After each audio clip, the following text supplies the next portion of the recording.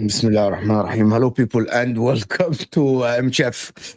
Welcome to another stream where Amorim is going to get sacked every week now. Is Amorim sacked? Amorim sacked? Amorim sacked? Amorim sacked? There is people that still back Amorim, actually.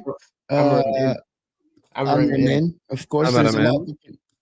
Well, you guys are just deluded to say Amorim in because you guys know by now it doesn't matter. Ten Hag in, Oli in, Amorim in. It doesn't matter.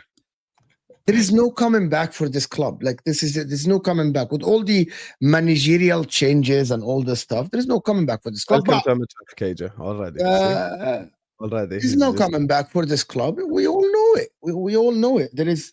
I'm sorry for young people like KJ, of course, for supporting Man United and thinking that the glory days are gonna continue after Sir Alex Ferguson. Because I'm sure KJ supported Man United probably in the 2000s when he was young. And then he thought that we'll always be we'll always be a big club. But I'm sorry, man, for you. To be fair, I actually didn't think he would be rosy when Fergie left. No, I didn't think it'd be rosy when Fergie left. Obviously, I didn't think it would be this bad, but I didn't expect it to be like, oh yeah, the next 2 years we'll just keep winning things. Like I even said, probably the next time we win the Premier League is 10 years after Fergie. And we're beyond that now. It's impossible that when Fergie left, you said that. It is impossible that you said 10 years. Don't tell me that you said 10 years after Fergie leave is the first time we'll win the Premier League.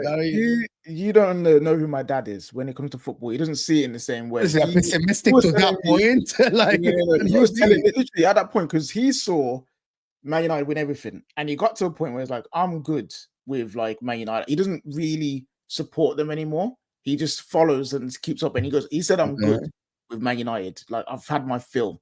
This foolishness I don't need to follow. And he said when Fergie left, don't think it's going to be easy. Don't think it's just going to be a thing. Next thing comes in and boom, everything wins. Like it will be hard. And he's the one who was telling me, it could be 10 years. I'm sorry your dad did that to you, man. Now you no, it's good that he did that. You're a Man United fan because of your dad? Yeah. Oh, I'm sorry, man. No, it's good that he did that. It's good that he did that because I'm not like one of these fans. How many years did you have of glory? How many years did you have of like joy and stuff?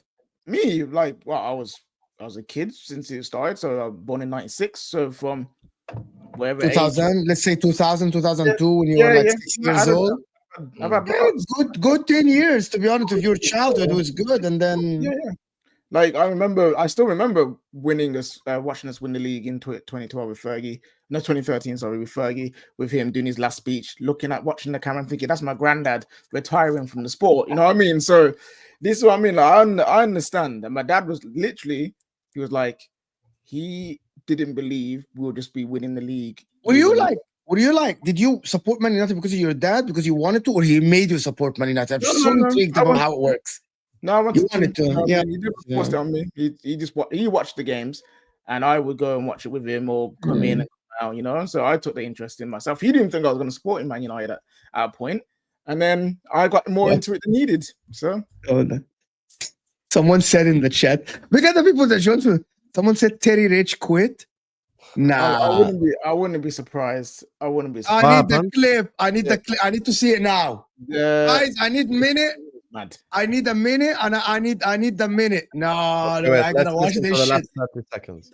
100+ years that he existed, there was ups and there was downs. But this is one of the worst periods because we're just a joke of a club right now, and we play trash football every week. It doesn't mean that I have to be the Busby Babes again, or I need to be Sir Alex Ferguson to be a fixed club. There's an in between. Just get me back to that. Stop the whole rebuild thing every time United is being mentioned. Go ahead, man. Listen, everybody, thank you very much for tuning in. Take care. Goodbye. God bless. And we'll see What you the again. fuck? He actually ended the show. Guys, guys, go like after the show, go and watch that last. I'm watching that last 15 minutes. If will he just rage quit? Yeah, that's He did rage quit. I left to come here just before the end of the stream. And then you never thought that we were in that early, right? Because they started a little bit late. Yeah. That's You know what it is? Okay, so that whole argument is essentially Terry and Staffy arguing what does fix look like for Man United. Terry believes, and I know you guys have had this debate with him on stream before as well. Terry believes being fixed is Man United challenging for leagues consistently. So you may not win it every year, but you're up there. Kind of like Arsenal, like your Man City, like Liverpool, where you guys know you guys will be in and around the title race year in, year out. That is what Terry views as fixed. Staffy views fixed as just being basically a competent football team with the potential to go on and move forward. So I get where both of them coming from. I think being fixed is more about being challenging, but we do need that base. You know, but you have to go to one level first before you get to challenging, innit? So yeah. So and that's the both of them are kind of right in that sense. Yeah, they are. If you put their views together, and they are. And the thing is, Terry also believes Staffy's point is true, so he's not denying that. But it's again language, like flipping everything. You know what I mean? Like everything just gets muddled up. Man, this is the pain that we're in as Man United fans. We just can't have a simple conversation about where we want the club to go, which is everyone's got the same goal, which is win the Premier League. It's peak, man. Big up to Evan who just says big up Don and the boys. Big up to all of you guys. Big up to everyone who just joined us as well. Like I said, please do hit the like button, do subscribe. Let's get the likes up early. You guys know that the algorithms have been messing up everyone's number. You get me? So yeah, big up to all of you. Hit the like button, subscribe. And thank you guys for 10.7K. We're trying to get to 10.8K next. So KJ, how do you fix Man United? How about you? No. First of all, are you in the first of all, before we go to that deep in the conversation? Yeah. Are you in the camp that says that Man United will win against Chelsea and all the stuff? Oh, definitely not. Whoever thinks that, then okay, because Hey, Mo, there is a lot of them, bro. There is a lot of them, bro. Hey Mo, is it mad that I feel like United are gonna beat Chelsea? Kind of mad. To be fair, as a rival fan, I actually think that United are gonna turn up and they're gonna win. No, I think it's mad actually. I think as a rival fan, it's I understand why that's the case, because again, outside looking in, you kind of like, well, Chelsea haven't won there in over 12 years.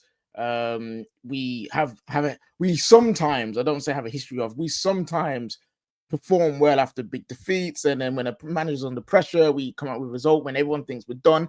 So I understand why we think that Man United could beat Chelsea, but the problem with that is it's not based off anything on the pitch. It's not tactical. It's not system. It's not positional. It's not players. It's just the football. Other than Grimsby, do you think you've been that bad this season? I think we have been. You had moments against City. We've had glimpses against Arsenal. Yeah, Fulham you could have won. I think we've had glimpses of being a decent team in attack. I think our defenders aren't as bad as people think they are, because I feel like they're getting exposed by the midfield and by the setup, the way that Amorim fixes us. But the problem is, for me, is as much as I feel like we have got some glimpses of hope in creating chances and having these moments where we could score. We don't. And then also, there's too many the flaws in the system. For me, is too easy to exploit too often, and that's my concern. So we could improve as much as we want in the attacking line. I'm happy with that, but until the midfield structure is sorted, until we can sort out some defensive pieces like set pieces, we're struggling against those. Until we can fix those, it's hard for me to sit there and say, yeah, we have improved. And but you've had 1 week full of rest. Chelsea just played on Wednesday away in Bayern, very tough game. And then they come to Old Trafford, a stadium that they do really bad in. And we're talking about Conte, Chelsea didn't win. Mourinho's Chelsea didn't win. And Tuchel's Chelsea didn't win against like many bad Man United But sides. do you agree this is the worst that Man United has been since Fergie left? Yes.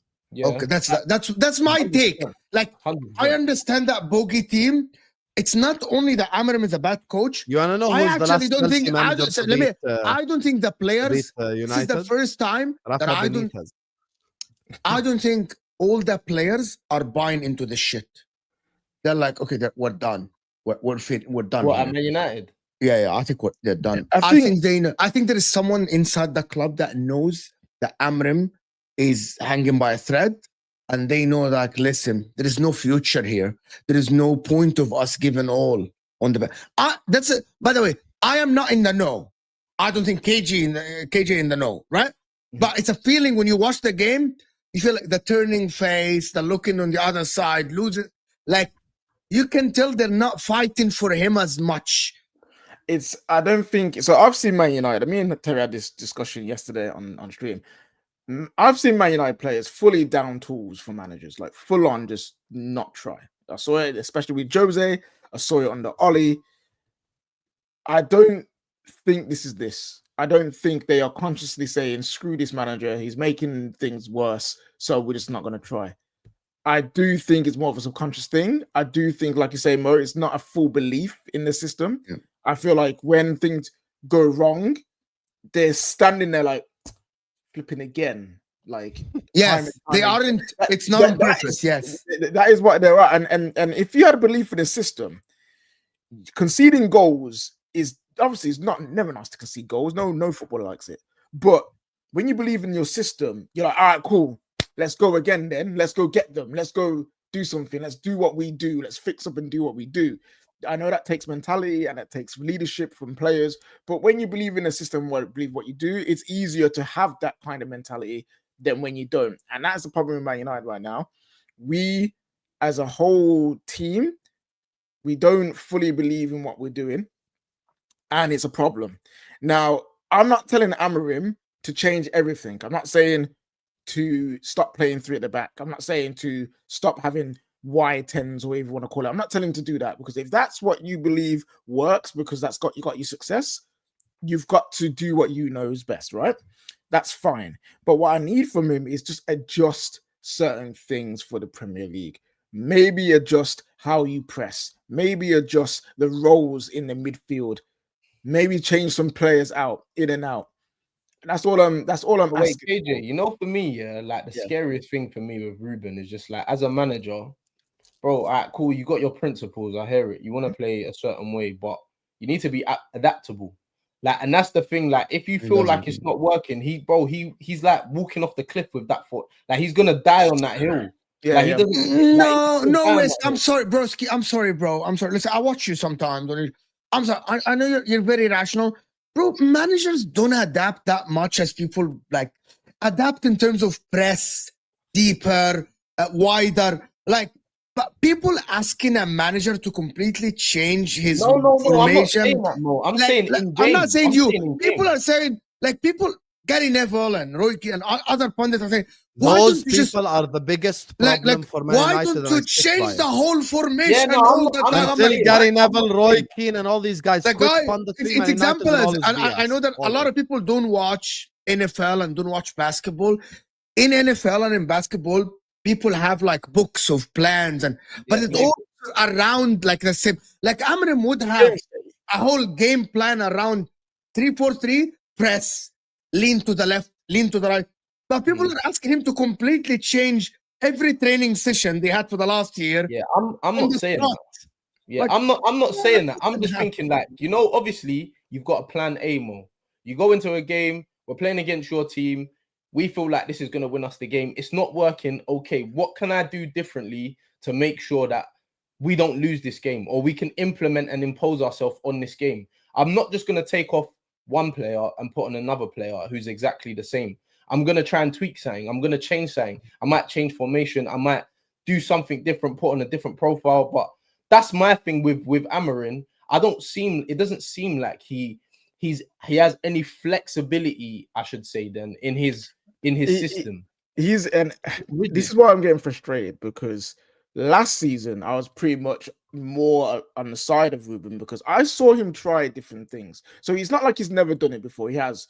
We went through a period where we went through a period where we played 5-3-2 in the defensive shape. Then in certain games he changed it to 5-4-1. In certain other games, in a defensive shape, we changed it to 4-4-2. So this is what I'm saying. Like, I've seen him try and make in-game tactical tweaks for whoever we're playing against to make sure we get the best out of what we've got. I'm cool with that. All I'm asking him to do is to continue to do that, because this season, he's not done that. I've not seen a 4-4-2 defensive shape. I've not seen a 5-4-1 defensive shape. It's just been 5-3-2 the entire game when it comes to defending, or even sometimes 5-2-3. So those two things are getting outdone. So I'm like, Ruben, I've seen you try and make tweaks before. Just keep doing that, because for me, that's when I know you're trying your best. Like, you're trying everything to succeed. If he's trying his best and it's clear that literally no matter what happens, the players keep making mistakes, the players keep messing up, because we'll get onto them. Because I want to address Samuel. I see your comment. I was gonna say something about the players as well. Samuel, I'm sorry. Yeah, it's Samuel Mark. He's got a comment in there. I want to address that in a second. But if everything is going wrong and the players are clearly still doing foolishness, but I see the manager trying to make tweaks, I can't say much about the manager, because like, what more can he do besides get on some boots and play himself? You know, and that's where I'm getting with Ruben on this comment saying, and he started blaming Ruben. Here's my frustration. Here's another one of my frustrations when talking about Man United. Because the conversation's so big, there's so many layers to what is wrong with Man United. Because you're only speaking about one aspect of what the problem is, everyone just assumes, well, that's all you're doing. All you're doing is blaming them. No, because I will happily talk about Ineos and the Glazers and the failings that they have done for this football club. I'll happily talk about the players and the failings that they have done as well. I was going to say the conversation is too big, in my opinion, to just say it's one thing. But when we're talking about each problem, it's not me ignoring the other thing. We are just talking about that said problem in that moment. Now, if Mo asked me at the start, what does it take to fix Man United? Sam says, what does it take to fix Man United? And I was about to answer that, but then we got sidetracked with other things, right? My answer would have been, we need to start at Ineos and see how they want to play football. We need to go back to the drawing board. We need to go, all right, literally really sit down and ask ourselves as a club, what do we want to do? Where do you want to go? How do you want to do that? Once we come to agreement, even if it is, say Amorim is everything that fits that mold, cool. How do we now support that being the case? They say they support Amorim, but Amorim's system needs a highly athletic, dogged midfield for it to even work. What's the one thing that we did not get at all in the summer? And this is what I don't understand. It doesn't make sense, like some of what you're doing, because you're playing a system suited to certain players, but you are putting square pegs in round holes. Like, it doesn't make sense. You're trying to shoehorn Bruno into being a double pivot, which he's not. I think, to me personally, I think he's like one of the biggest issues that you have Bruno at Man United. But you're shoehorning players into positions that they're not good enough to play, and they can't play that position. And then when they don't do well in that position, people are like, oh, he's rubbish, he's this, he's that. Like, it doesn't make sense what you're doing. You should have went out and got 2 midfielders. You should have went out and got. But can I tell you guys the reverse of that, though? Because it's important to acknowledge the reverse of that. Arne Slot came into Liverpool needing a DM that passes, etc., to basically make his system work. And Gravenberch was the total opposite of that. Gravenberch is not an elite passer. Gravenberch plays out of the press by dribbling, by dropping a shoulder, by stuff like this. Like elite passing DM is. That's why we wanted Zubimendi, right? Because we wanted someone who could pass, dictate tempo, etc. We didn't get that. I think any manager that needs ideal players to make a system work, in the words of Mourinho, some people say they die by their system, then they're idiots. Because you have to shift things, you have to shift styles. And there's something I want to just address this quickly, because Evan is saying, do you think Amorim would succeed at Liverpool, Arsenal, etc.? Okay, let's go back. Fuck Man United. Let's go back 2 summers ago. If I tell an Arsenal fan, yo, Arteta just resigned, would you take Amorim? If I tell a Liverpool fan post Klopp, would you take Amorim? If I tell a City fan, would you take Amorim? 95% at the time would say yes. Let's be serious now. Let's be honest. Because he won the league with the 3rd biggest club in Portugal twice. We're not talking about Porto, we're not talking about Benfica, we're talking about Sporting Lisbon. Essentially, he won the league with an Arsenal, like the Arsenal of the Portuguese league, basically. So that's what he did. It's not like he won it with the biggest clubs who get the most money, etc. Like he lost his best players almost every year, and he still won. So people looked at him at least looked at him as the next Klopp. That's why people had that thought of him. Very famously on the football terrace, we had Tom Little literally twerking for Amorim, like just absolutely breaking down how Amorim can rebuild Liverpool, how the 3-5-2 works and everything, like full-on explanations. I think at this point, the most impressive manager outside the top 6 for me is Iraola. Okay? I really like Iraola. This has been my opinion for the longest. I've been probably doing Iraola prop for like the longest on YouTube. Do I believe if Iraola becomes Man United manager tomorrow that he will succeed? I cannot say yes. That's the problem, though. I can't say yes. Can I wholeheartedly bring Glasner, bring Iraola to Man United tomorrow? Do I 100% say that they will succeed? No. Can they have a short-term, new manager bounce, blah, blah, blah? Yeah, they might. But that does not mean that they will succeed. You get what I'm saying? And that's the sad part where we're at right now. There's no real... Like everyone not everyone. There's a lot of people that think do this one thing and we're fixed. So sack the manager and get X guy, we're fixed. Sell Bruno and buy X, Y, and Z and we're fixed. I think everything's a combination. So yes, we need a manager that's competent and suits the style that we have with our squad. Yes, we need better players, and yes, we need better recruitment. So if Iraola comes in, we play a better way. Cool. Now I look at Ineos and the Glazers. How do you support that manager? Can you recruit well for him? I actually don't think the recruitment's been awful. I actually don't mind the recruitment, except from Ugarte for 100%. That was just a bad signing. 100, it was just bad. The rest of it, I don't mind. When you get this mini manager in Ineos, are you recruiting the right players? You look at them. Then when the players come in, all right, cool. Are you improving the system? And then when all of those things are clear, it's easier then to say what needs to change. But because we're still in this murky world of we're trying to make a manager set the way that we play instead of us, the club, dictating how we play, it's harder to then. Sorry, my wife just come home. One sec. When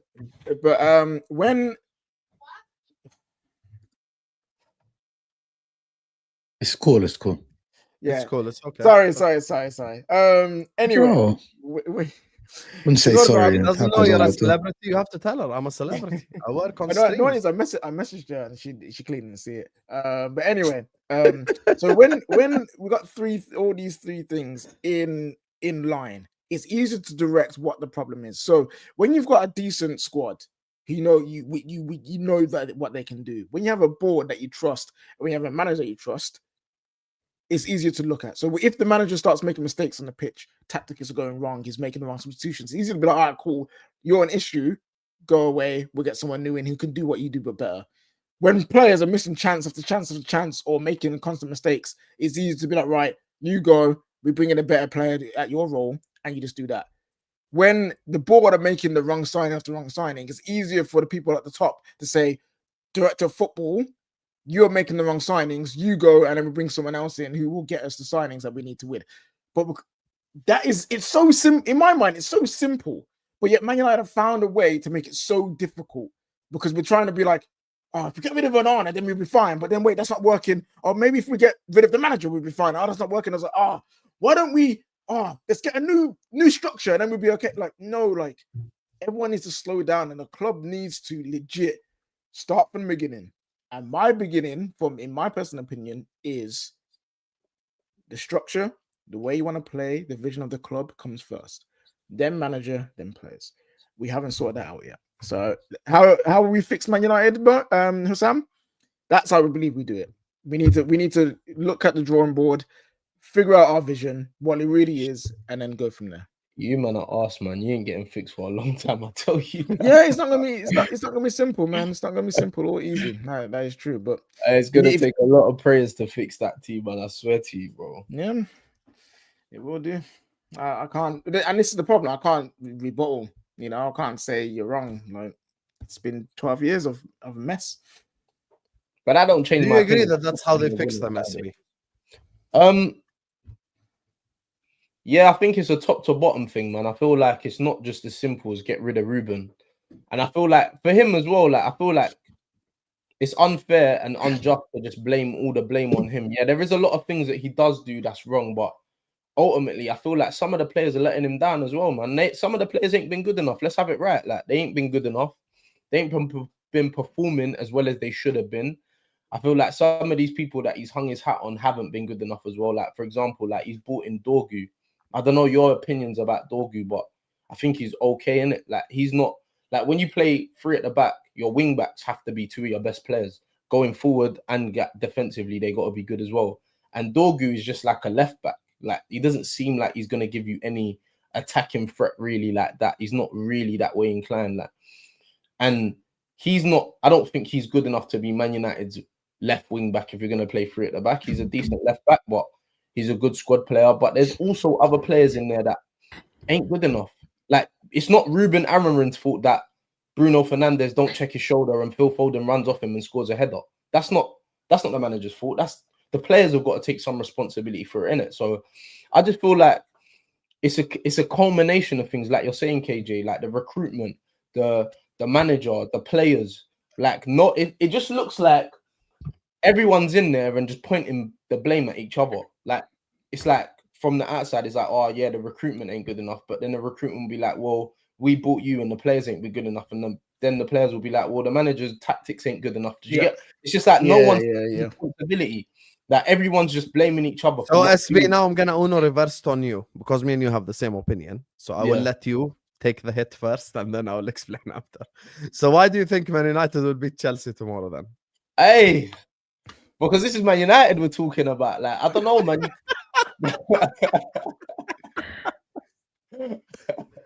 Go ahead, explain it. I think it's a culmination of things. Like, I feel like Man United haven't been results-wise. You look at it, results-wise, they've been a bit indifferent, yeah. But if you've been watching them properly, they have shown glimpses of quality, glimpses of decent football. They show glimpses of quality. In totality, have they been that bad? Not really. They haven't been the worst. They haven't been the best in it. They haven't been that good. I also feel like defensively, Chelsea aren't the greatest. I feel like midfield, like, I don't know about you lot, but watching Chelsea against Bayern, I don't know why they played Reece James centre midfield. I feel like they hurt themselves twice by not having him as a right back and then having him as a midfielder, because for me, like, in a game like that... Can I stop you here and ask you something? If Arsenal were playing Man United tomorrow at Old Trafford, would you be confident? Yeah. But you aren't confident for Chelsea. No, because I feel like defensively we're better than Chelsea. It's all about the defense. Not all about it, but I think Tosin and Chalobah does stink though. Yeah, but Man United attack is not the best in the league. No, it's not the best. No, but I feel like so. The question that I'm saying is that, do you think there are levels between Chelsea and Arsenal going to Old Trafford? Yeah, defensively. Bro, But Mo, we keep saying defensively no, as a but, team. but Mo, bro, defensively, if your team defends well, you always have a chance. Okay. You always have a chance. No matter how bad you play going forward, you'll always be in the game because defensively you play well. That's what gives you your foundation to go and have good attacks. Do you get what I'm saying to you? If you're defensively stable. Yeah. But because Chelsea aren't really like you don't know what you're gonna get from Chelsea. You don't know what like defensively if you're gonna be good. Like Tosin could be playing good for 87 minutes and have like look, there's a pigeon, and then lose his man, and then it's a goal. Do you get what I get what is did he freeze? Is it only me or did he freeze? He froze. Okay, he's freezing. He's just like, I think even anyway, his camera doesn't believe him, but it's, to be honest with you, I would trust Chelsea attack to score against this Man United defense, watching them against Man City. Do I trust Man United attack to actually go? Question, to actually go and hurt Chelsea's defense? Probably not. Especially now, I wouldn't. But in the same time, like I see Chelsea winning. I know I don't believe in the bogey stuff. Like I don't. Like Arsenal earlier this season, they said bogey Man United 1-0 corner done over dusted 3 points in the bag. This bogey thing sometimes works, sometimes it doesn't work. But Man United are, I think mentally they are finished, to be honest with you. But I want to go back to the Chelsea versus Arsenal thing. Because all what Arsenal, Yasser here, friend of our, is friend saying, all what Arsenal know is defense. Our defense is good. Our defense Defense is what wins you leagues, though. That's what wins that. Not That's what's anymore. gonna win. this is a lot of bull. But Husam, let's not lie. Yeah, last season, like you had the second best defensive like record in the league, no? Yes, but And now, your attack for the last 3 years, the best attack wins the league. Exactly. No, but your attack, yeah, but defensively, if you're not second, if you're like 5th, 6th, 7th, then your attack might not win you the league. Do you get what I mean? So like there's a lot, there's like your defense gives you the solidarity to go on and have a good attack. Do you get what I mean? Yeah, like you're not going to be able to win every week 5-0, 4-0, 4-3, 4-5. Like you can't do that every week. Yeah, I agree with that. Like, Are you sure that you can? If you say that now, you say that now. I'm not sure anymore. I'm not sure. If you go through the entire season doing what you do now, 4-2, 3-2, 3-2, I'm just saying. And you win the league. No. Listen, I'm gonna tell you something. I actually now against the narrative that Liverpool are lucky. And people like Thierry Henry on CBS was saying, "Oh, their luck is gonna run out."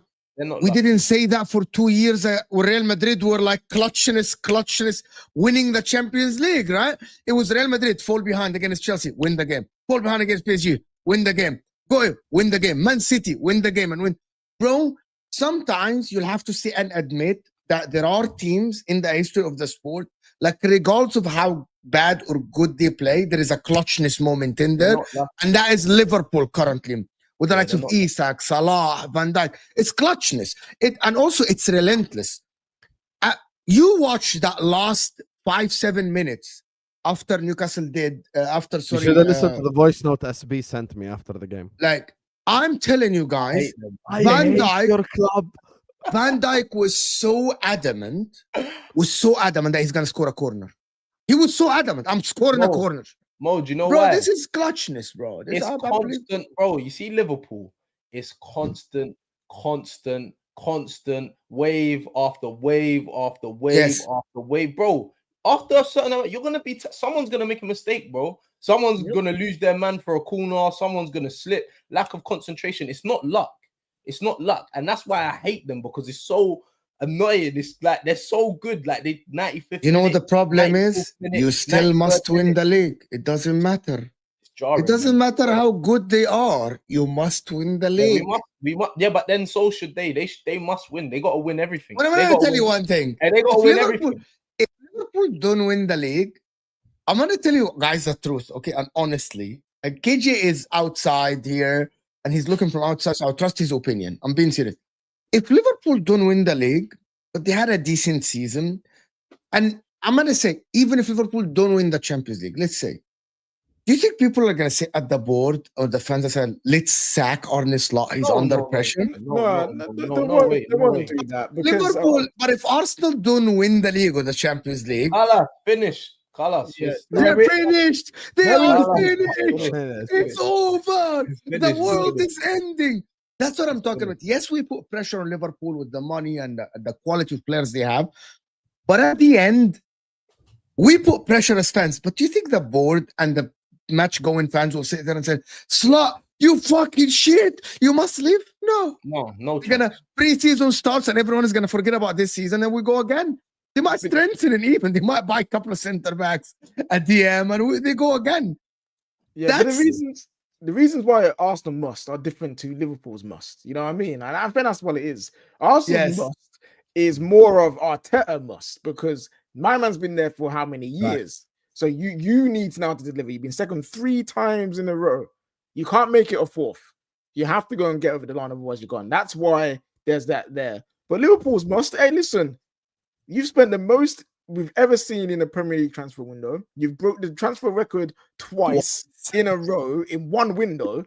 So just because Arsenal must, don't hide the fact that Liverpool must.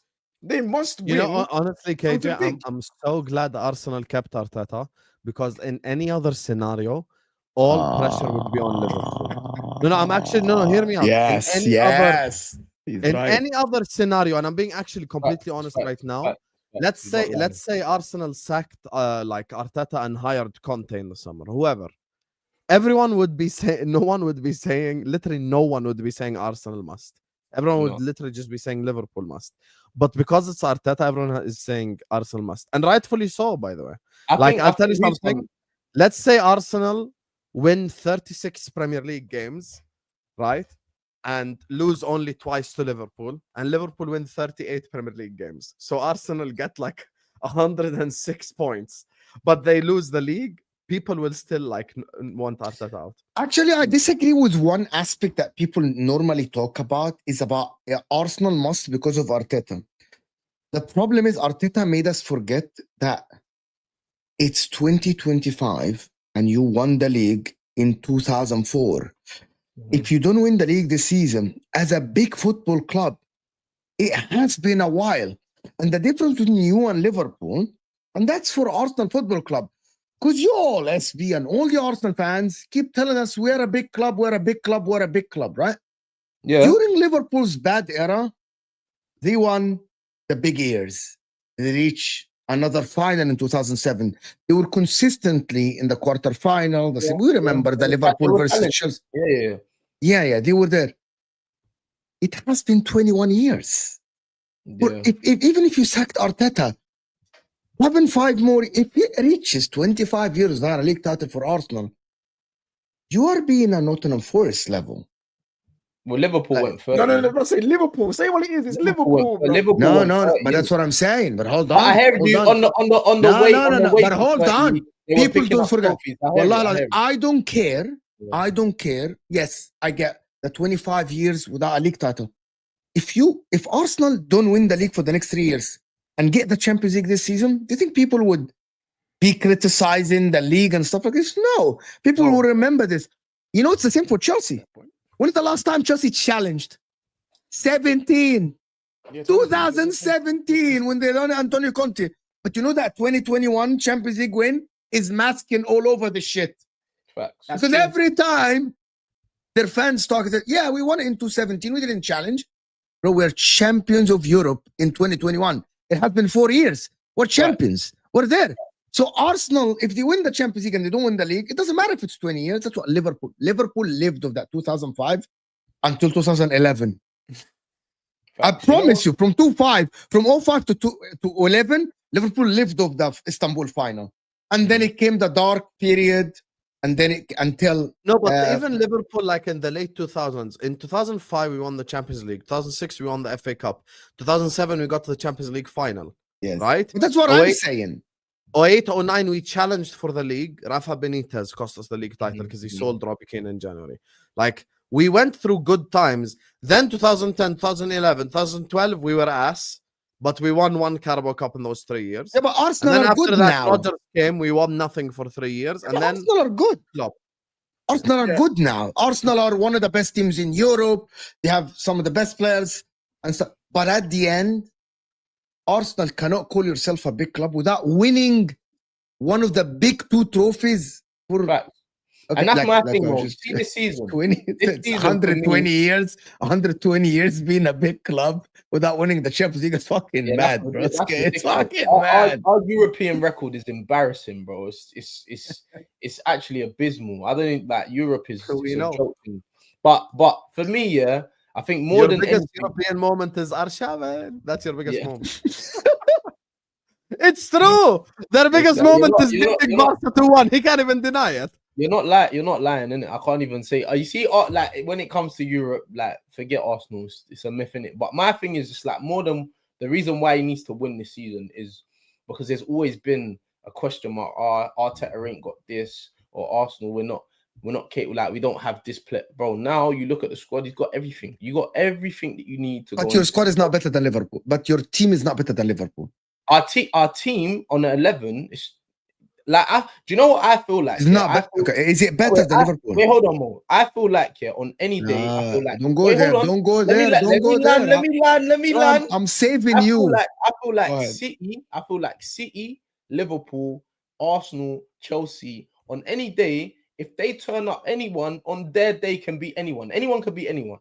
That's what That's I feel not like. his question, though. No. I didn't I also ask saw that it. question. I think Yeah. if we don't just go best. No, 11, wait. Let's press best SB. 1 second, KJ. But wait, Let's hold on. press- Let me KG finish. is gonna press No, him. let's press Give it. KG Let's the press mic. it. Come on, Give I have to go leave. Give press KJ it. the mic. KJ the mic. KJ, give him the mic. KJ, go ahead because I know what he's gonna ask. Well, Go me, okay, I can go.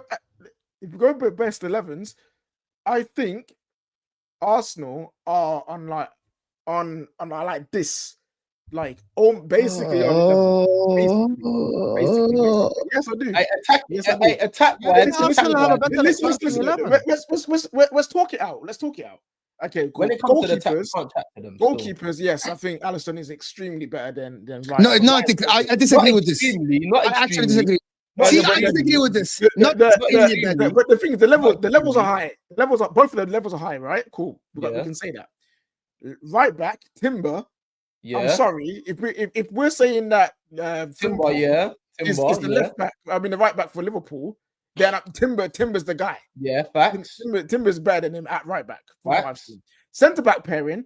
Okay, Van Dijk. He's one Van of the Dijk and Gabriel. Van Dijk's is one of the goats. I'm not doing combined 11 though. I'm just comparing. Van Dijk and Konate is not exponentially better than Saliba and Gabriel. They're there because out of all 4 of them, Konate is probably the weakest one, if we're being honest. Mhm. In terms of mistakes and how Yeah. So you got there left Yeah, back. you're what talking. you got Kirkes, who I think Yeah, he's yeah. gonna be. I think he could be great.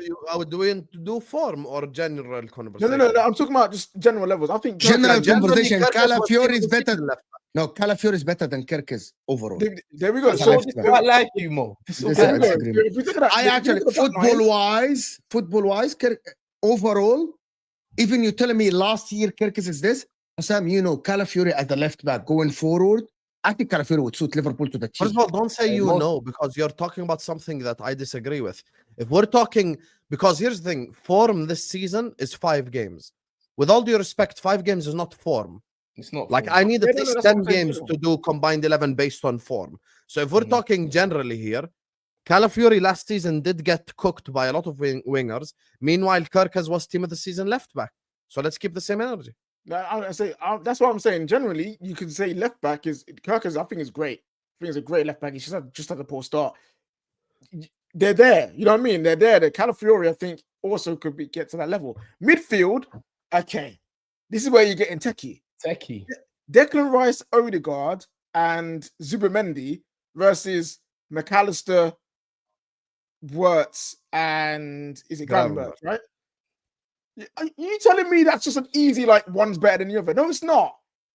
It's not Like the difference is Salah though, man. and this is what I'm Salah saying. The is difference is minute, and then the forward line. This is where I Salah think is Salah This is is that. where Liverpool whitewash. Yeah, Let's this be is honest. where This is Liverpool like- punch us up, bro. Salah, Yeah. Salah is that like that. Them two, that's a cheat code. Yeah, isn't it? I actually have a completely different way of Let analyzing me this. tell you my combined 11, just because I was No, I thinking, don't. like, Before one you stage do or- combined 11, guys, defensive wise, I would take Arsenal structure if with the goalkeeper.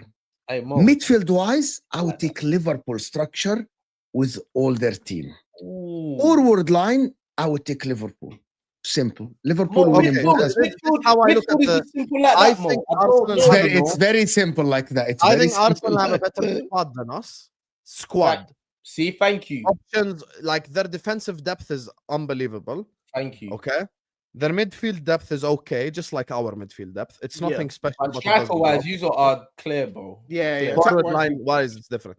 Now, Yeah. here's my combined 11. Allison, Timber, Gabriel Virgil, Kirkaz, Gravenberg, Rice, Wirtz, Salah, Isak, Gakpo. That's my combined 11. No, I don't really rate Gakpo, you know. As a footballer, I think he's efficient. We haven't seen Eze. I in like England. Gakpo. I wish we had an United Yeah. when it was linked to. We haven't Currently- seen. We haven't seen. Currently, Gakpo on the left is better than Eze. Currently. Yeah, Eze currently Yeah. because we haven't seen it yet. Currently, Wait. So we haven't seen Eze yet on the left for Arsenal. Then coming up, question Kirkers at left back for Liverpool. No, Yeah, but we've Kirkes seen has Kirkes played play left back all his life. Okay, that's fair. That's fair point. I don't Eze hasn't really, played I don't that really many rate, games I don't in really life. rate Gakpo like that. You're man. saying I feel Calafiori like over Eze's better Kirkes, than though. Gakpo still. Like Gakpo's more efficient.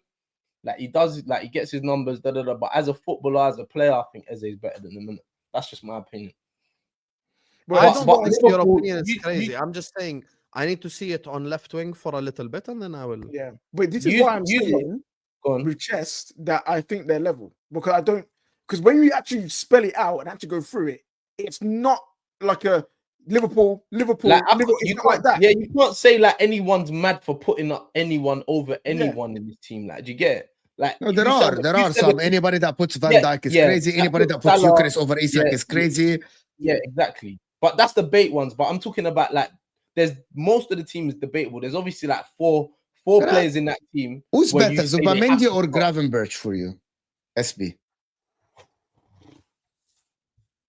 Mo, what are you asking me, bro? Guys Guys, in the this chat, season you in cannot the say- chat, Mo, what I are you want one asking name me? in the chat, people. Hey, Gravenberch Mo, or I can't lie to you, Zubamendi. yeah. You see Gravenberch, yeah. I've rated Grav from before he went to Liverpool. I've been rating Grav from Ajax. He is, bro, super wonder kid. He's cold.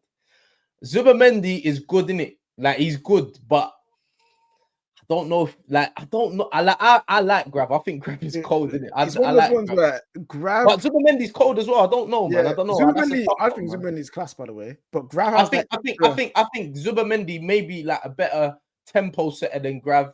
Yeah, he's a Grav, better like, passer. yeah. Yeah, he's a Yeah. better passer. He's better passer, but Grav, like, bro, when he drops that shoulder and he drives through the midfield, yeah, He gets bro, past three he's people. a Yeah, dead right. That's, Like, that's, bro, that's he's my kind of cold. midfield, man. Yaya He's Toure, cold, man. Paul Pogba, them man there. I Yeah, love that. Grav's cold, man. I don't know if it's a straight up shoot at between. Like, it's hard, isn't it? Yeah, I think it would depend on who else I have in there. What about with them. Rice and McAllister then? Again, like this is another one. It depends on who else you got in there, innit? Do you get what I mean? Like it's not just a straight shoot. I think McAllister is an absolute baller. He's a joke. But then Declan Rice is like a horse, bro. Based That on guy- ability, it's definitely McAllister. yeah, On ability. yeah, 100%, 100%. It's McAllister. He's got more ability than Rice, but Rice can do things that McAllister can't do. Like he can't get around the pitch. He can't press people like how he can. He can't. Like he's just like a Right, dead ball delivery as well is crazy. on yeah, Rice. all Like, action. Like, but McAllister got good dead balls as well. Pause. Like I can't lie to you. but he's better though. I don't. Mo's asking some mad questions. I don't even know, bro. I don't even know. Nah, Rice but for this me. is football, Declan innit? Rice for me. This is why I like football. This is It's why I the like. hard hitting questions, though. Yeah, But this is what I like football. Rice. I think Rice gets I'll downplayed a choose lot. Bro. Like, Rice. people think that he's just a runner. He's just a runner. He's actually good. Like he's good on the ball. Like his decision making's good. Like I think that people don't take into consideration how I actually think Declan Rice is the most underrated midfielder in the league. Actually, he's He's only one of rated them. highly by the Arsenal fans. He's one of man. I Everyone can't else lie. doesn't like him. They downplay what he does. I on the like him. I pitch. think he's better than Declan Caicedo. Rice is- Declan Yeah, Rice I is know proper. because you liked him since he was at West Ham, and you Yeah, knew I that. like him Yeah, for a long time. you like the style of that player that runs up and down, gets in the end of crosses and all this stuff. A lot of people underrate Declan Rice. They think he's trash, bro. Like some people, That's I crazy. saw the guy that's the Inter Milan Kurt guys, the gamer guy that does like Instagram and stuff. He has like hundreds of thousands of followers, and he's like, Declan Rice doesn't do anything on the pitch. Like, Yeah, how you're do you mad. watch You football don't and watch think football. You Declan don't watch doesn't do football. anything on the pitch at all? Yeah, that's You crazy. don't watch That's football then. If you think, Like, if and the you think problem he's is a lot of people agreed with him. Like, they think Declan Rice is like doesn't do anything. yeah, He but just you runs know, it's around. because bare people just watch football with a pen and paper and write, oh, he scored, he didn't score, assist, or He goal. dribbled. He goal. made Like, that bro, through they don't pass. watch And football people, with by the their way, eyes. never keep the same energy. Caicedo got bullied at the Allianz. No one says anything. Facts. Caicedo away at the Allianz Arena got absolutely bullied by fucking 90-year-old Kimmich.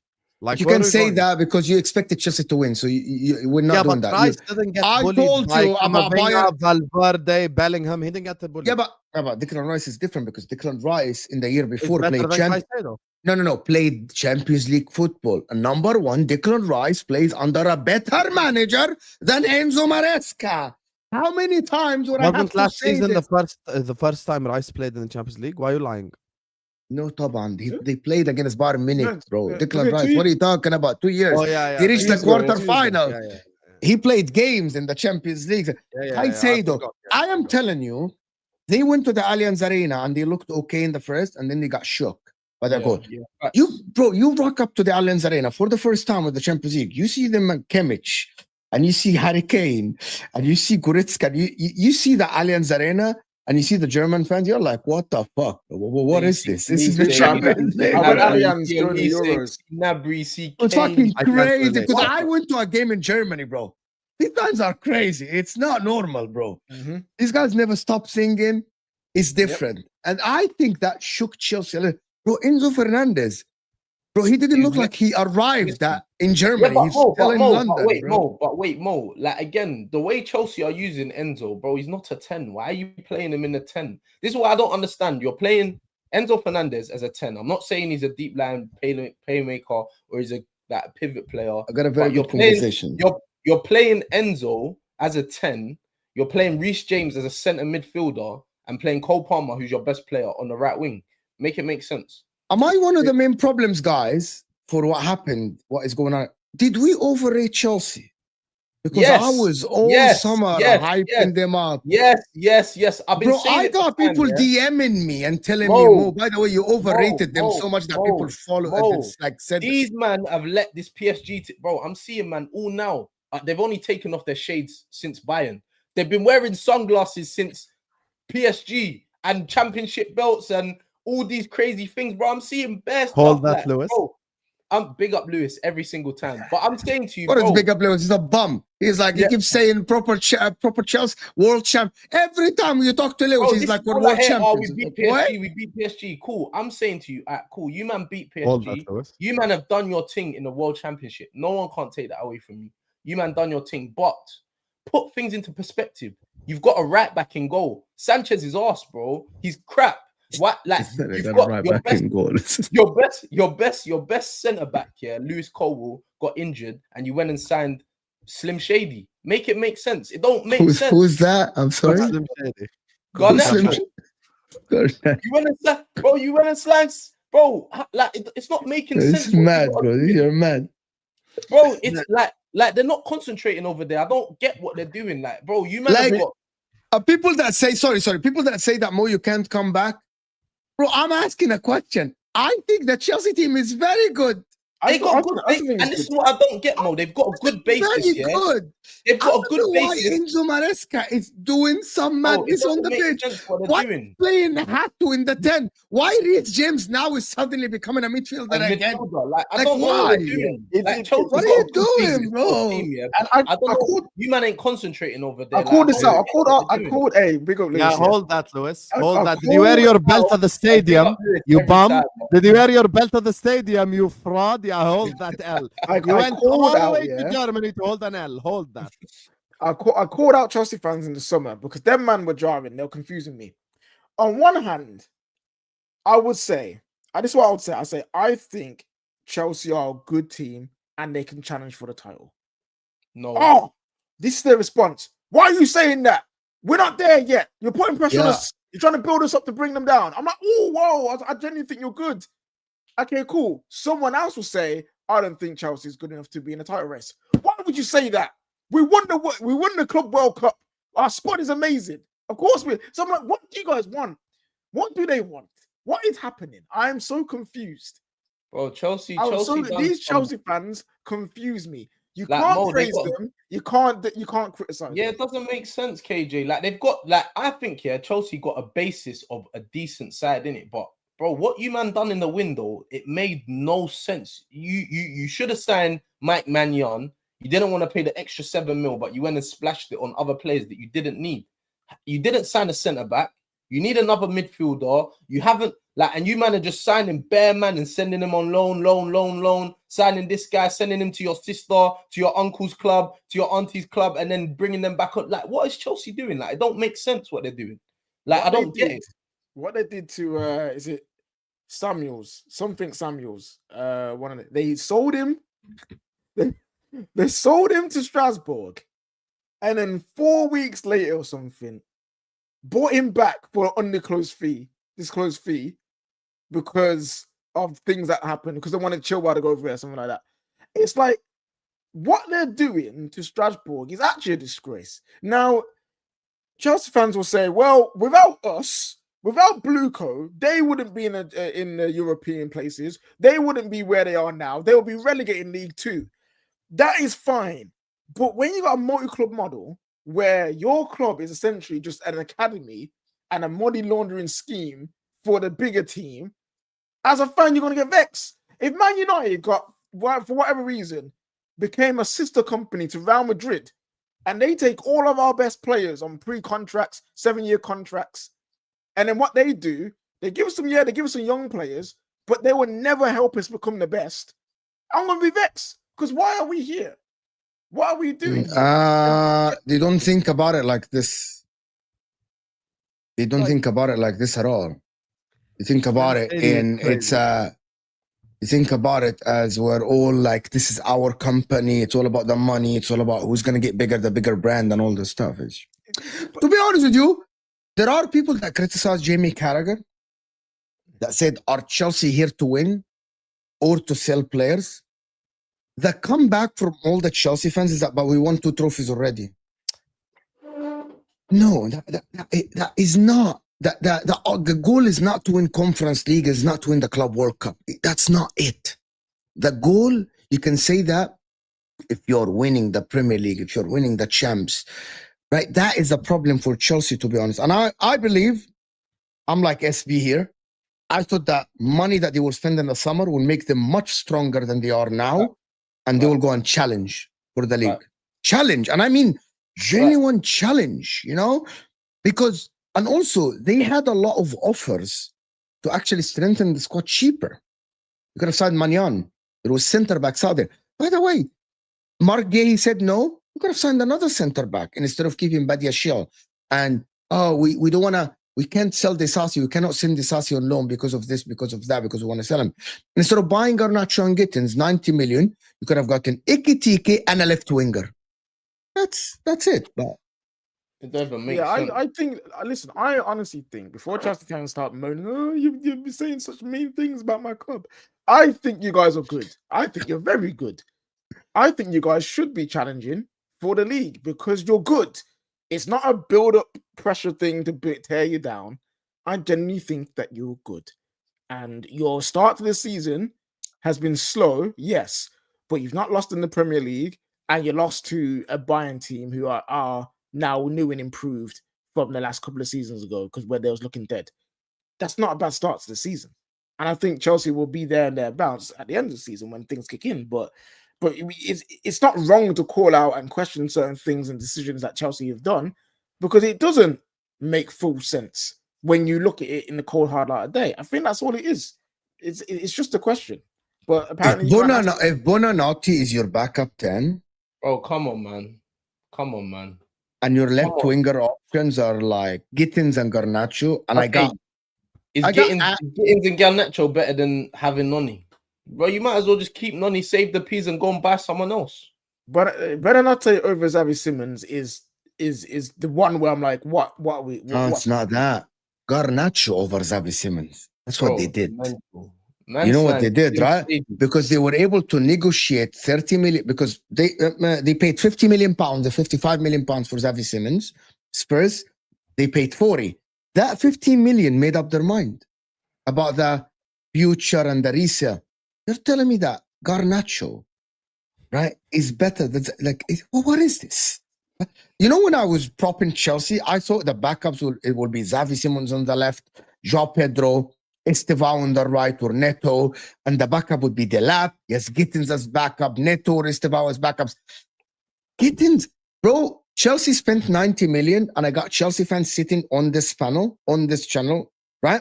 Telling me that our starting left winger, if everyone is fit, is Pedro Neto. So you spent 90 million on one side to have someone that you bought last year to start over them. So 90 million worth of what? It never makes sense. Also backups? And then you didn't want to pay the extra 7 million for Magnan. It don't make sense. Magnan was needed to be bought, flipping a centre back. The whole thing with the defenders is like, oh, they're really good, but they get injured too easily. So buy a centre back that doesn't get injured. Hato's very good, right? Why isn't Hato started to? Why is trusted to start as a left back? Left centre back. Left centre back. Sorry, yes. Anyway, I want to move on from Chelsea. Let me do this super chat before we move on. Do you think? Oh no, you did that one. Jay is saying Amorim goes to Liverpool. Salah is a wing back. No, that's funny, but that's not true. He wouldn't do that. He would play in left 10. He'll be a right. Arsenal defo was on top last season. What a 3-peat title. Yes, my man. Wow. Good for the joke. Watch we lose or draw at United, doing a long live Amorim. if Chelsea fans want us to suffer, then you should want to lose to United to keep Amorim. I'm making this public right now. My prediction is United win. I think United win as well. Hey, you guys believe more than me. I think we get a draw at best. I feel like we lose, but United win 2-1. I didn't say Chelsea will win by 2+ goal margins. That's my prediction. For Arsenal versus Man City, I have had. Before we do that, guys, likes up as well in the chat. Likes up and subscribe to the channel. Let's go. 10.8K is around the corner. Let's get there. So please like and subscribe. Yalla. I got people actually now, City fans, more confident about the game against Arsenal at the Emirates than they were a couple of days ago. So they should be. They should be, man. They should be. I can't lie. City are warming up, man. Huh? I can't lie to you. City are warming up. If we're sitting here and City are going to the Emirates and they're confident, why? No, like, I feel like the last two games they've showed. Listen, before the game before that, they lost at Brighton. Like they went to Man U. Okay, people are going to say, "Oh, it's only Man United," but you can only beat what's in front of you and how you play. But they played at the Etihad. They didn't play good. No. They didn't play good, but you saw some things from some players that you thought, okay, cool. Like there was question marks about Foden. I thought Foden had a good game. Haaland looked sharp as hell. I thought Doku, who I feel like sometimes flatters to deceive because his end product is a little bit, bro. His end product was decent in that game. Do you get what? And he's gone on to have another good game against Napoli, but that albeit it was 10 men, but like still, I think like City they're warming up in it. Like if I'm Arsenal, I would have want to play them last week instead of this week. They've had 2 good results in it, so it's only. You sound scared of the result too. Listen, but you see, Mo, you see me. Yeah, I'm not one of these Arsenal fans. I can let you do sound scared. No, wait, hold on. Let me give you humble. He is scared to put his chest out. He's scared. Let me give you some clarity. Wait. Let me give you some clarity, yeah? Because man go on like, City, all right, bro. Let's all concentrate because this is still City in it. But I think, yeah, wait, let me land, bro. Let me land.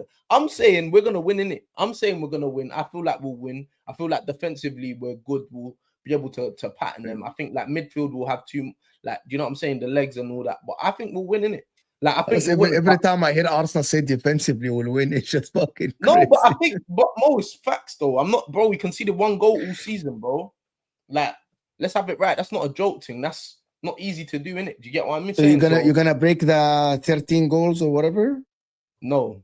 1 goal in 4. That means by doing the math, you might get on that 11. Bro. That Chelsea record, no one's breaking that. That record's gone. No one's breaking that.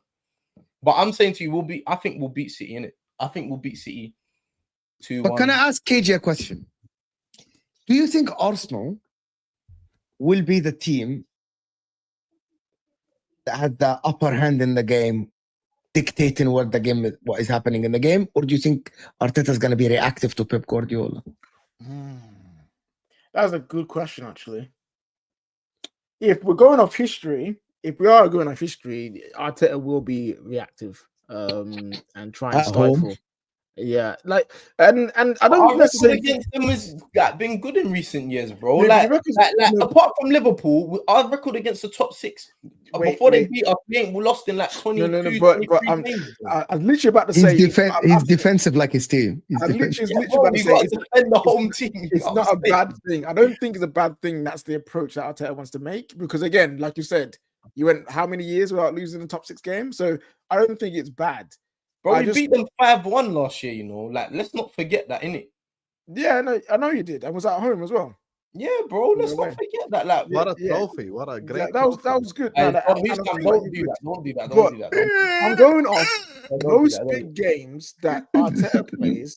He is more cautious. He is more allow the team to try and start for the opposition and then and break away and then take a lead in the game. And that's when you start to see Arsenal play a bit more.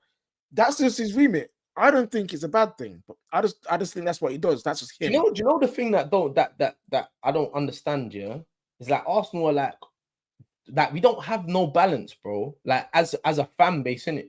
So like people will say, we need to go and play expansive football. You should start Ethan Wanieri. Da da da. Like, bro, like respect your oppositions because you're not playing against idiots. Like, bro, like when people are talking about Liverpool, we should have gone there and started this person, that person, this person, that. Bro, respect who you're playing against. You're not playing against idiots, bro. Like against lesser teams where you can afford to be expansive and they ain't got as much quality to hurt you. Cool, but respect the opposition. City, don't be surprised. Here's the problem you have, SB. Performances matter, but it's a results-based business. This Sunday, Arsenal win. You're on 12 points from 15. Your only loss is Anfield. Beautiful. City win, you're on 9 points from 15, and City are also on 9 points from 15. Yeah, it's techie. Just what I'm Do saying. we all agree here objectively at Anfield, Liverpool will beat Everton? Fair? Yes. Yeah. I don't know. SB is just on the hopium thing. Bro, it's hoping Everton are looking all right, you know, like this is not like if I'm asking you to bet, bro, if I'm asking you to bet £100, who's gonna win? And you have to pick a winner.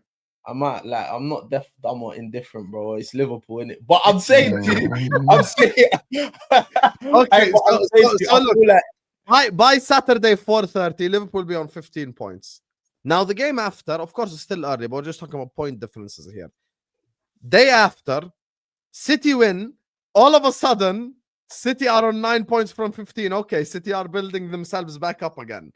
Arsenal win. Arsenal are on 12 points from 15. Here's the problem, though. City are not incapable of winning at the Emirates. It's going to be very difficult. It's difficult to break down Arsenal. It's difficult to score a goal against them. We all agree. But is it impossible? No. I mean, even the ass City, the shit City from last season, scored a goal at the Emirates. 100%. Yes, they lost 5-1, but they scored one. So the point is they're capable of scoring. They're capable of hurting Arsenal. I'm going to drop 3 bomba opinions all in a row. Liverpool will beat Everton. United is getting something against Chelsea. And City is getting something against Arsenal.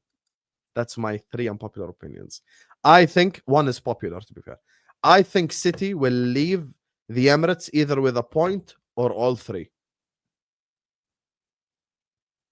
And if City win at the Emirates... Mo, sorry. If City win at the Emirates, are we looking at City as more serious contenders? I don't know, man. I feel like Liverpool are gonna drop points this week. I think that you're gonna draw. I think this is the first one you draw. I'll be real. When's the last time Everton got a draw at Anfield? Pardon? When's the last time? I'm genuinely curious. When's the last time Everton got a draw at Anfield? I don't know. Long You know. time. Like long time. I know there's always a time for everything because I believe Chelsea will potentially beat us at Old Trafford. They haven't done that for 12 years. So there's always a time for everything. But it's also the state of the clubs that they're in. Yes, Everton are looking better now. But Liverpool, they've got I hate people use this word too much in football, so it sounds a bit stupid. But Liverpool have that aura. They have that pressure. They have that, like we say, that clutch moment within them. So for me, I can't write that off. Bro, it's a 12:30 kickoff on a Saturday. Everyone knows that's not, you know what I'm saying? Everyone knows that. SB, did you watch the Liverpool game on Wednesday? Yeah. Were you moved by Isak's performance? Be honest. Were you moved? For the first 20 minutes, I was smiling, thinking, bro, this guy's not really doing nothing. He touched the ball, and then I thought, oh, it's Kalas, man, it's finished. This guy's too sick. Yeah, that's just playing against Everton, mate. Yeah, I feel like he's too sick. But I'm saying to you, like, I feel like, bro, I don't know. I just feel like this is the weekend where someone's gonna I feel like someone that you don't expect. Nah, I don't think it's gonna be our game. I think it's gonna be either United or Liverpool. I feel like United are gonna win, and I feel like Liverpool are gonna draw. I don't know why. United beating Chelsea is not a shock, by the way. Yeah, it's not a shock.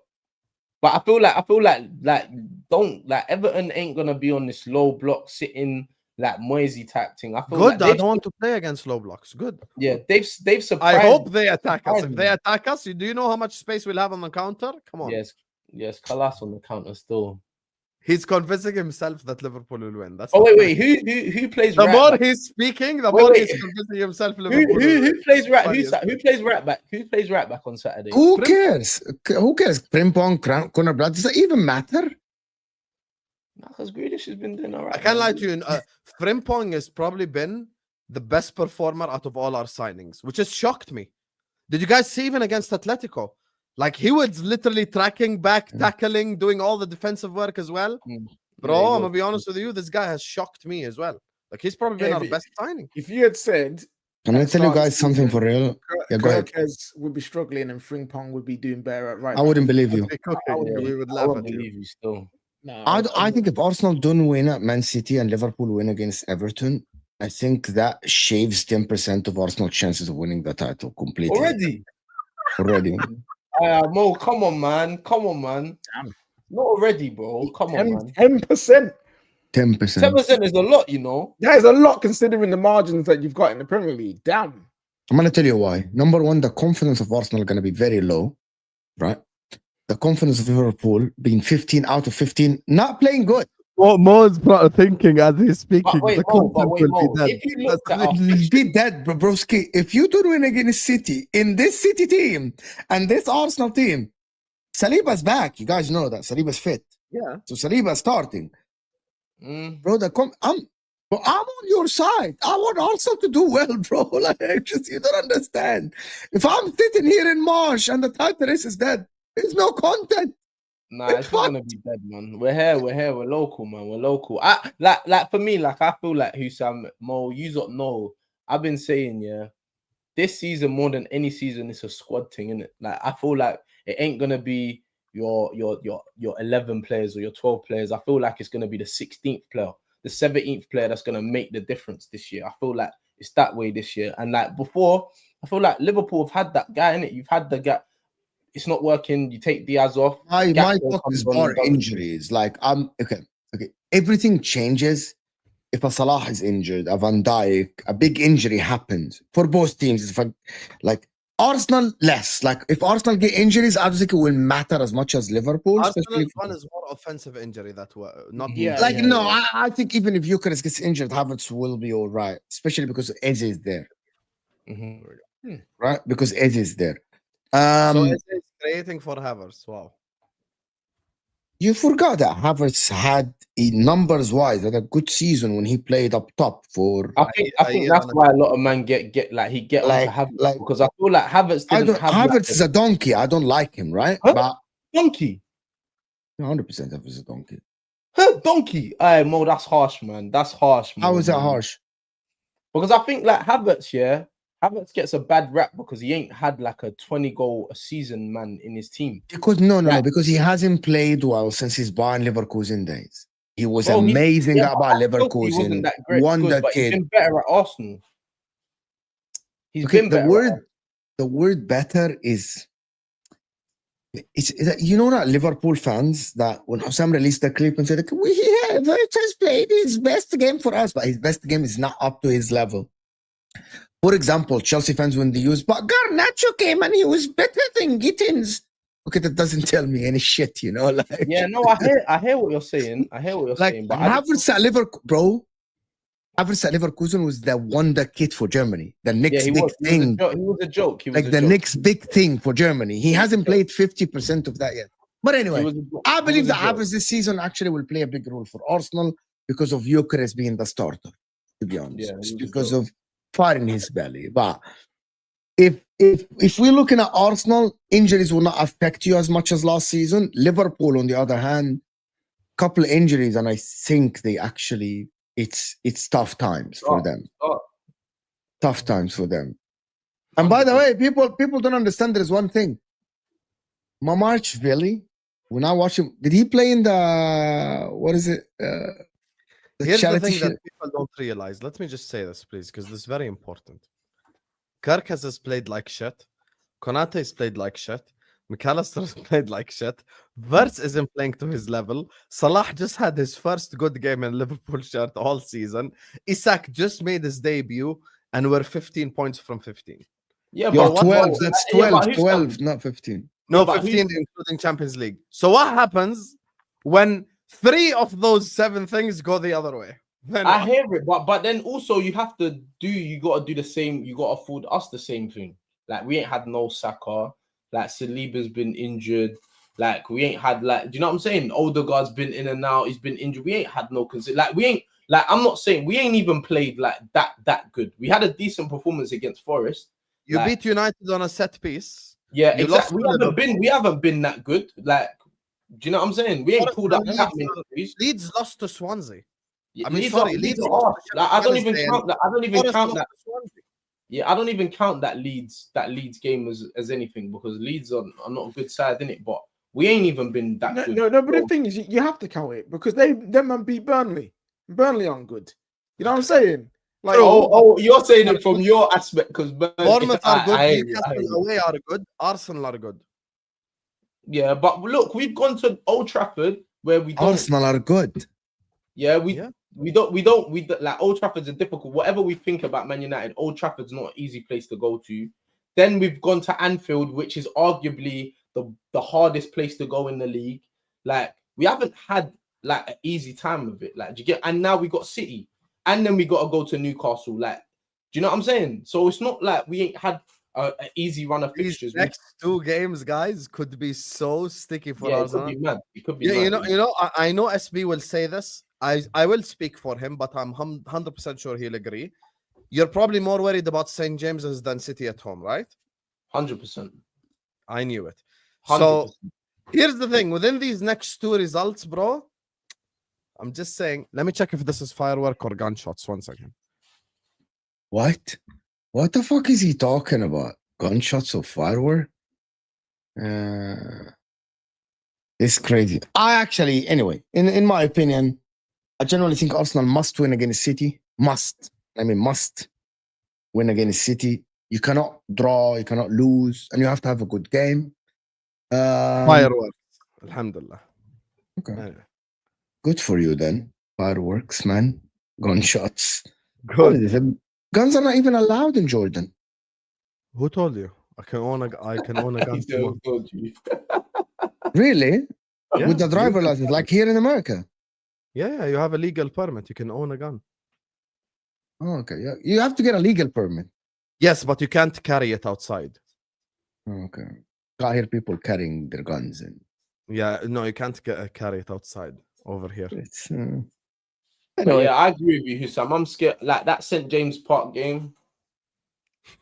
But on the flip side of it, I have to look at it as a positive because going to Anfield and St. James's Park in the first 6 games, get them out the way, man. Because you can have those 2 games in May, not in May, in March or Feb, and lose at Anfield, bro, that can set you back for like 4 games after you get punched up at Anfield. Do you get what I mean? Same thing as St. James's Park, you could be stuttering for like 3 games after that. Do you get what I'm saying? So I'm happy to get them games out of the way and then have like a decent run of fixtures after these first 6, because I can't lie, when these fixtures first came out, yeah, man, it looked like I was looking at them thinking, bro, like who set us up like this? City, Newcastle, Liverpool, Forest, like when they had Nuno, like all in the first 6 games. Like, come on, man. Man United, like, you are mugging us, man. Come on, but you know, we've managed to get through so far, like decent in it, and we just got to crack on, man. Hopefully, we get the 3 points on Saturday. You're gonna be all right. You're gonna be all right. But anyway, guys, it's been a fantastic show. Before we get out of here, can we get the predictions? Yeah, man. Let's get predictions for all 3 games. Liverpool, Everton, 3-0. I think this will be the first non-dramatic game. I'll go 3-1. I'm going 1-1. I'll say 2-0. I'll say 2-0. 2-0. Okay. Arsenal, Man City. I think 2-1 Arsenal. I'm going 2-1 Arsenal as well. See, I want to say 2-1 Arsenal, but then that's a bit boring. So I will say 3-1 Arsenal. I'm going to do the right thing, Husam. 2-1 Man City. Huh? Hey, there it is. 2-1 Man City or 2-2 draw. I'm stuck between these 2. Cool. Chelsea, Man United. 3-1 Chelsea. 2-1 United. I'll just go with my guy. I'll say 1-0 Chelsea. I don't see it scoring. 3-1 Man United. United win. 3-1. Yeah. You think Man United will score 3 goals? Yes. I think Sheffield's going to score on Saturday. Yeah, I tell you, if Man United even score 3 goals and Chelsea come back and draw 3, Man United fans will make a party, bro, for scoring 3 goals in 1 game, bro. You mad? Our top goal scorer is own goal right now. So Yeah, that's crazy, man. You'll see. It's dark right now. It's dark for you over there, man. Yeah, we'll see how it goes. But listen, people, on that note, I want to thank everyone that joined us. The catch up is in the description. Of course, SB channel along with Jay. And the Football Terrace. And the Football Terrace clips extra, of course, is in the description. That's KG's work on the Football Terrace extra with all the clips and all the edgy clips from all the shows, of course. Big up everyone that joined us. Of course, I'm live tonight at 8 p.m. UK time with a good panel as well. Sam live later. SB's live later as well at 8, of course, with Jay and the rest of the panel. I will see you guys soon. We're out of here.